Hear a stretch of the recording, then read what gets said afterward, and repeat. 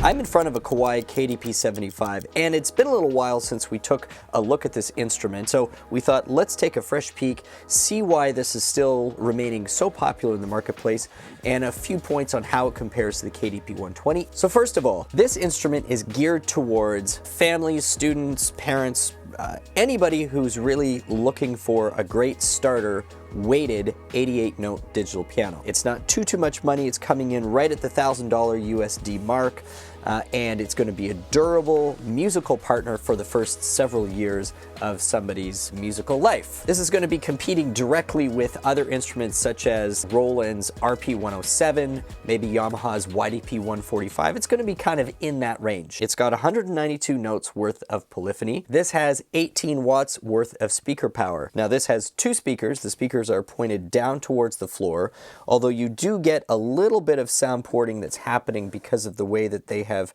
cut and beveled the music desk. And 18 watts is really going to put it right kind of smack in the middle of what a lot of the other instruments in this category boast. And then the third spec area that's going to be of interest is just how editable the main piano tone is. And this is really what separates the KDPs apart from all of the other offerings in this area, is just how many parameters and how many modifications can be made to that primary piano tone to create something that is just truly your own. Not only is the 88-note stereo sampling, but it is the harmonic imaging engine on top of that, which allows you to get into all sorts of really cool editing. There's also 10 smart presets that kind of do the editing for you in a way, so you can kind of seamlessly move from one kind of piano environment to the other. And you're able to do that through a mobile device connected up through a wired connection to the KDP-75. So you don't have to be doing that exclusively through key commands or combination key commands, which is, you know, who likes to do that? And then finally, the instrument comes with a total of 15 onboard sounds. 4 of those are acoustic pianos,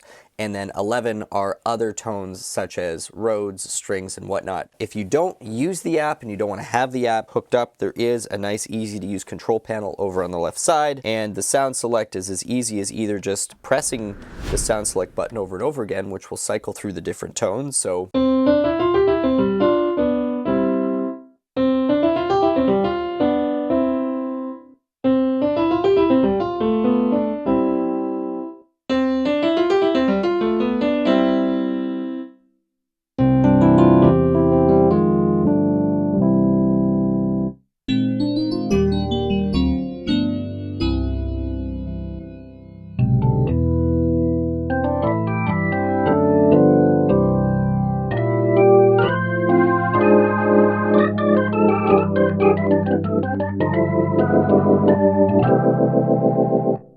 it's a small thing, but I love the fact that even on the KDP-75, when it comes to that organ, the left unicorda pedal still triggers the Leslie speaker on and off.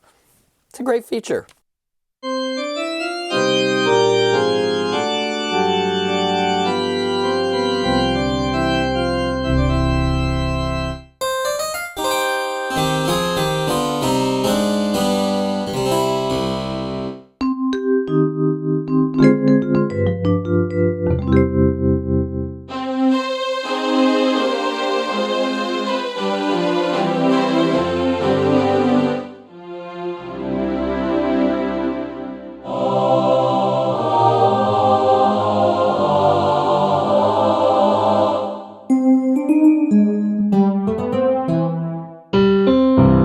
Back to the top again. There is a basic recorder on there. You can also access some lesson-rich, lesson-compatible material that go along with a lot of the popular method books. But by and large, you buy a KDP-75 really for one reason and one reason only, which is the piano tone and your ability to edit that piano tone. Kawai tends to keep its focus on the piano tone and the piano touch, and the KDP-75, being the most junior of the Kawai digital pianos, still stays true kind of to that philosophy. This doesn't have Bluetooth. It doesn't have a lot of additional connectivity ports. It really is designed kind of as a replacement to an acoustic piano for somebody who's just in their early stages. And in terms of that experience, for its price, I think the 75 does it exceptionally well.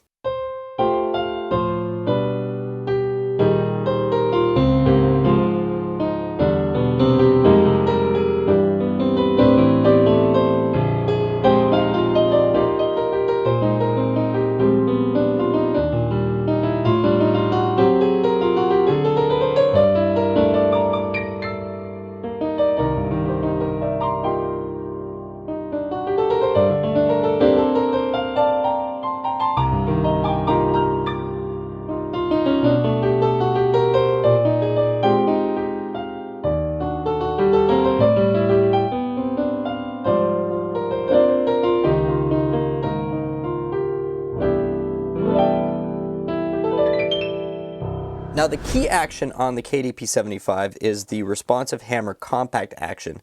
Now that's recently been updated with additional padding so that the mechanical sound on this is even quieter than it was before, making this one of the quietest, mechanically speaking, digital pianos on the market. Now for people who are comparing this to the KDP-120, which is the one that comes next in the Kawai lineup, we're moving up about $500 US.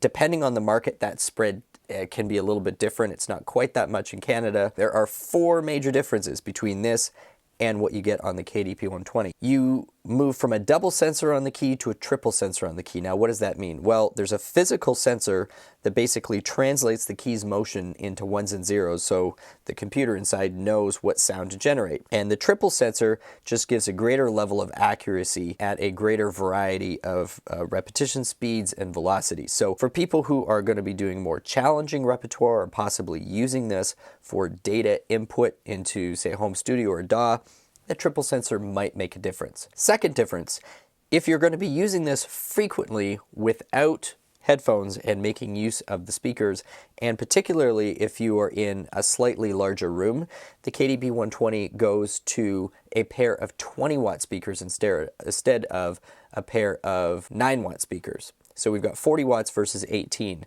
and that does make a difference, particularly if you're in a room where the acoustics can really enhance that difference in power. Third difference is that the KDP-120 now has Bluetooth on it. That is a Bluetooth MIDI connection, not a Bluetooth audio connection. So that simply means that instead of having a wired connection for that remote control function, it now goes to a wireless function for the remote control. And finally, the KDP-120 has a different finish level on the outside of it. This kind of is designed with a very durable, but it's a bit of a commercial, bit of an institutional look to it. The KDP-120 has a more premium veneer on it, makes it look like it's a little bit more wood-like. Otherwise, those instruments are by and large very, very close. It's the same number of sounds, it's the same tone engine. Now for people who are really interested in hearing the speakers on this, we're actually going to do a short separate video which we'll link to in the description so you can have a chance to listen to that separately. We hope that you've enjoyed this fresh look at the KDP-75, and if it's the first time you happen to have found our channel, thank you so much for stopping by. It's great to meet you.